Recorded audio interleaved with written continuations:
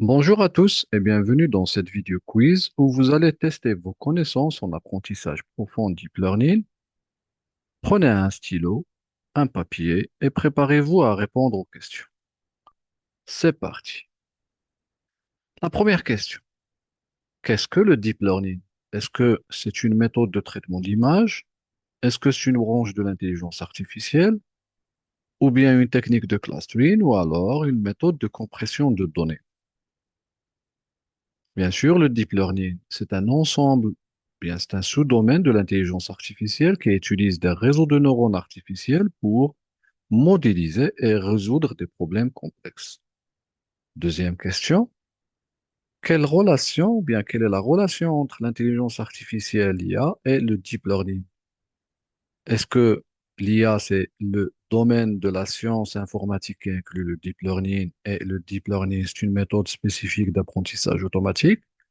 Ou bien le deep learning est plus large que l'IA et inclut l'IA comme sous-domaine, ou bien l'IA et le deep learning sont des concepts interchangeables, ou alors le deep learning est une technologie totalement indépendante de l'intelligence artificielle.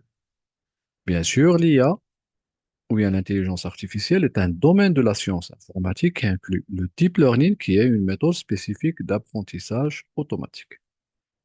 Troisième question. Quel type de problème le deep learning est-il particulièrement efficace à résoudre?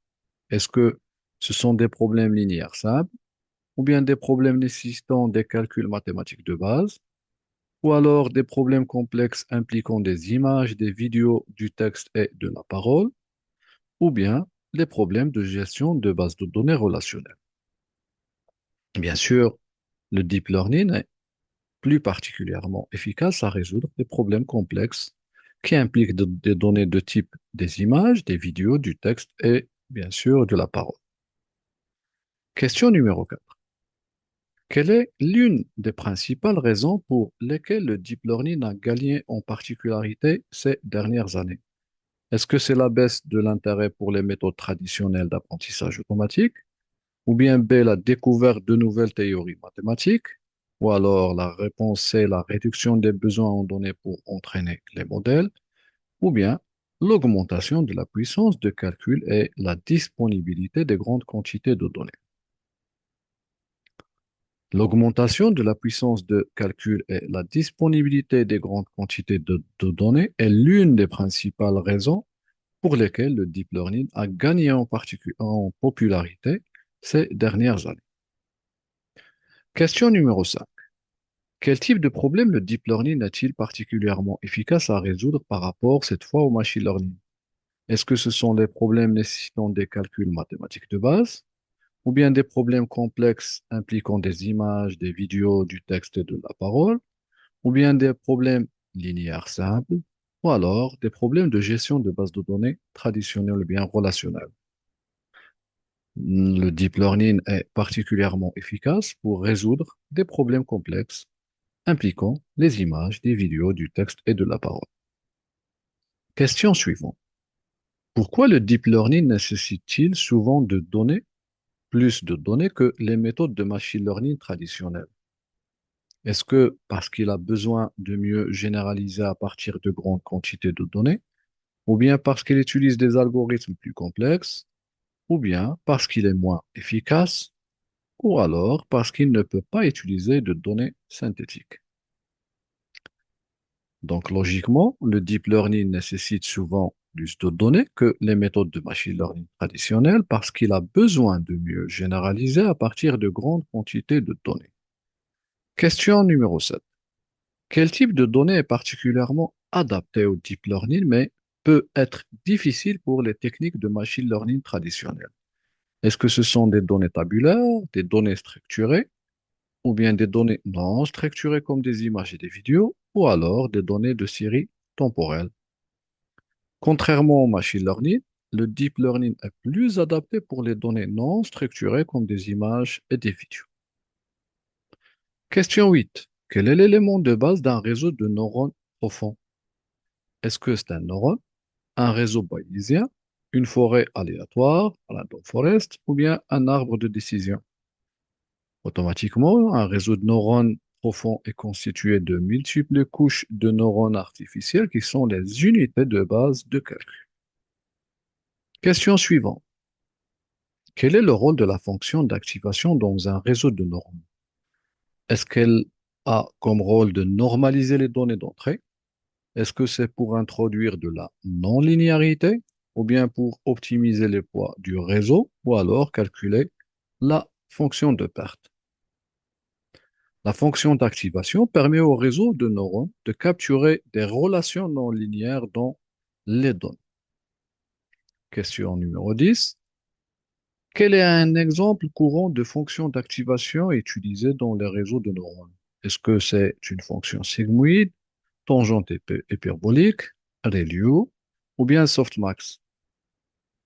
La fonction ReLU est une fonction d'activation couramment utilisée car elle aide à résoudre le problème de vanishing gradient et permet un entraînement plus rapide et plus efficace. Question suivante. Qu'est-ce qu'une époque dans l'entraînement d'un modèle deep learning? Est-ce que c'est une passe complète sur l'ensemble de données d'entraînement ou bien une seule mise à jour des poids du réseau? Ou alors c'est la validation des données de test ou bien c'est la régularisation des données.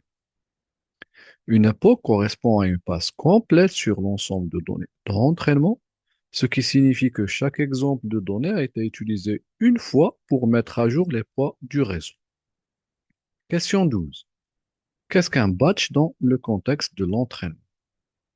Est-ce que c'est un sous-ensemble des données de test ou bien c'est une fonction d'activation ou bien c'est une méthode de régularisation, ou bien un sous-ensemble de données d'entraînement utilisées pour une passe d'entraînement. Un batch est un sous-ensemble de données d'entraînement utilisées pour une passe à travers le réseau afin de mettre à jour les poids de manière plus efficace. Question numéro 13. Pour un ensemble de données d'entraînement de 1200 échantillons, nous avons la taille du batch égale à 100, le nombre d'époques égale à 15. Pour une époque, nous aurons est-ce qu'un seul passage de batch, 100 passages de batch, 12 passages de batch ou bien 15 passages de batch? Le nombre de passages de batch pour une époque égale le nombre d'échantillons divisé par la taille de batch qui égale dans cet exemple 1200 sur 100 qui égale à 12. Question numéro 14. Pour un ensemble de données d'entraînement de 1200 échantillons, la taille du batch égale à 100, le nombre d'époques égale à 15. Pour une époque, cette fois, nous aurons pour l'entraînement 180 passages total, 100 passages total, 1200 passages total ou bien 1500 passages total. Le nombre total de passages de batch égale le nombre de passages de batch par époque multiplié fois par le nombre d'époques qui est égal à 12 multiplié par 15 qui est égal à 180. Donc, dans une seule époque, il y aura 12 passages de batch et le nombre total de passages de batch sera 180. Quel est l'objectif principal de la fonction de perte plutôt, loss function? Est-ce que c'est pour réduire le surapprentissage ou bien pour normaliser les données d'entrée ou alors pour optimiser les hyperparamètres ou tout simplement pour mesurer la performance du modèle? La fonction de perte mesure la performance du modèle en quantifiant l'écart entre les prédictions du modèle et les valeurs réelles. Question 16. Qu'est-ce qu'une couche convolutive? Convolution layer. Dans un réseau de neurones convolutifs CNN. Est-ce que c'est une couche qui réduit la dimensionnalité des données, ou bien une couche qui applique des filtres pour extraire des caractéristiques, ou alors une couche qui connecte chaque neurone à tous les autres neurones, ou bien une couche qui applique une fonction d'activation? Les couches convolutives appliquent des filtres pour extraire des caractéristiques importantes ou bien pertinentes des images comme les contours et les textures. Question numéro 17. Qu'est-ce que le surapprentissage, l'overfitting, dans un modèle de deep learning? C'est que quand le modèle performe mal sur les données d'entraînement, quand le modèle performe bien sur les données de test, mais mal sur les données d'entraînement, ou bien quand le modèle performe bien sur les données d'entraînement et de test à la fois, ou alors quand le modèle performe bien sur les données d'entraînement, mais mal sur les données de test. Le surapprentissage se produit lorsque le modèle apprend trop bien les détails et le bruit des données d'entraînement, ce qui nuit à sa capacité de généralisation sur des nouvelles données qui sont les données de test. Question 18. Quel est le but du dropout dans les réseaux de neurones? Est-ce que c'est pour augmenter la taille du réseau, ou bien de réduire le surapprentissage, ou alors augmenter le taux d'apprentissage, ou bien normaliser les données d'entrée? Le dropout est une technique de régularisation qui consiste à désactiver aléatoirement des neurones pendant l'entraînement, dont l'objectif est d'empêcher le modèle de trop dépendre de certains neurones. Question suivante. Qu'est-ce que le vanishing gradient, la disparition du gradient, dans le contexte? Est-ce que c'est un problème où les gradients deviennent très petits, ce qui ralentissant l'entraînement, ou bien un problème où les gradients deviennent très grands, causant cette fois des oscillations, ou alors c'est un problème où le modèle ne converge jamais, ou bien un problème où les données d'entrée ne sont pas normalisées. Bien sûr, la disparition ou dissipation du gradient se produit lorsque les gradients deviennent très petits dans la phase de backpropagation, rendant l'entraînement du modèle extrêmement lent. Question 20. Quelle technique est utilisée pour éviter le surapprentissage en ajoutant une pénalité au poids élevé du modèle? Est-ce que c'est batch normalization, dropout, regularization ou bien data augmentation? La régularisation ajoute une pénalité pour les poids élevés dans la fonction de perte, ce qui aide à éviter le surapprentissage en favorisant les poids les plus petits et plus simples. Question numéro 21. Quel est le rôle de la couche fully connected ou bien la couche dense dans un réseau de neurones? Est-ce que c'est appliquer des filtres pour extraire des caractéristiques, ou bien connecter chaque neurone à tous les neurones de la couche précédente, ou bien réduire la dimensionnalité des données, ou bien tout simplement introduire la non-linéarité? La couche fully connected connecte chaque neurone de la couche actuelle à tous les neurones de la couche précédente, permettant une combinaison complète des caractéristiques extraites. Question numéro 22. Qu'est-ce que la backpropagation? Est-ce que c'est une technique de régularisation, ou bien un algorithme de clustering, ou encore une fonction d'activation, ou bien une méthode pour ajuster les poids du réseau de neurones? La backpropagation est une méthode utilisée pour ajuster les poids du réseau en calculant les gradients de la fonction de perte par rapport à chaque poids et en utilisant ces gradients pour mettre à jour les poids. Question numéro 23. Qu'est-ce que le gradient descent ou bien la descente du gradient? Est-ce que c'est un algorithme de clustering, une méthode pour calculer les gradients, une technique pour minimiser la fonction de perte ou bien un type de fonction d'activation? La réponse est que la descente de gradient est une technique d'optimisation utilisée pour ajuster les poids du réseau en minimisant la fonction de perte en descendant le long du gradient. Question numéro 24. Quel est le rôle de la batch normalization dans un réseau de neurones? Est-ce que c'est réduire la variance dans les gradients, augmenter le taux d'apprentissage, normaliser les données d'entrée, ou bien introduire tout simplement la non-linéarité? La batch normalization, ou bien l'objectif c'est de normaliser les activations dans une couche en les centrant et en les échelons, ce qui réduit la variance dans les gradients et accélère l'entraînement. Question 25. Pour un réseau de neurones avec une couche cachée de 10 neurones et une couche d'entrée de 4 neurones, combien de poids y a-t-il entre la couche d'entrée et la couche cachée? Est-ce que c'est 4, 10, 40 ou bien 16? Le nombre de poids entre la couche d'entrée et la couche cachée est égal à 4 neurones d'entrée multipliés fois 10 neurones cachés, ce qui donne 40.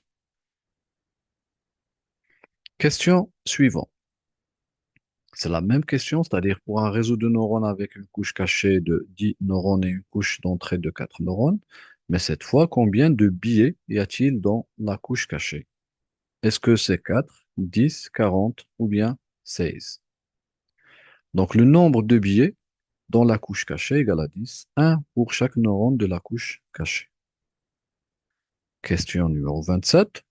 Pour un réseau de neurones d'une seule couche cachée de 10 neurones, la couche d'entrée a 4 neurones et la couche de sortie a 10 neurones. Quel est le nombre total de paramètres cette fois? Est-ce que c'est 160, 140, 100 ou bien 110? Le nombre total de paramètres dans le réseau égale 50, c'est-à-dire entre la couche d'entrée et la couche cachée, plus 110 entre la couche cachée et la couche de sortie, ce qui donne une valeur égale à 160. C'est le nombre total de paramètres dans cette architecture. Question numéro 28. Quel est l'avantage principal de l'utilisation de GPU pour Graphics Process Units dans le deep learning? Est-ce que parce qu'ils sont plus faciles à programmer que les CPU? Est-ce que parce qu'ils sont moins chers que les CPU? Est-ce que c'est parce qu'ils consomment moins d'énergie ou bien parce qu'ils permettent des calculs massivement parallèles, accélérant ainsi l'entraînement des modèles? Bien sûr, les GPU permettent des calculs massivement parallèles dont l'objectif est d'accélérer l'entraînement des modèles. L'avant-dernière question est, quelle est la différence principale entre un CPU et un GPU dans le contexte du deep learning? Est-ce que le CPU est plus rapide que les calculs, pour les calculs plutôt en parallèle, ou bien le CPU est spécifiquement conçu pour les tâches graphiques, ou alors le GPU est plus rapide pour les calculs en parallèle, ou alors le GPU a moins de cœurs de traitement que le CPU. Donc, bien sûr, les GPU sont conçus pour effectuer des calculs en parallèle de manière très efficace, ce qui les rend particulièrement adaptés pour l'entraînement de modèles de deep learning. Question, la dernière question est, quel type de calcul les GPU peuvent-ils effectuer plus efficacement que les CPU, en particulier pour les réseaux de neurones? Est-ce que ce sont les calculs séquentiels, les calculs en virgule fixe, ou bien les calculs de matrices et de vecteurs, ou alors les calculs de chaînes de caractères? Les GPU sont plus efficaces que le CPU pour les calculs de matrices et de vecteurs. Alors, laissez-moi votre score dans un commentaire. Comme d'habitude, si vous avez des remarques ou des questions, n'hésitez pas à me laisser un commentaire. Je vous dis à la prochaine vidéo, Inch'Allah.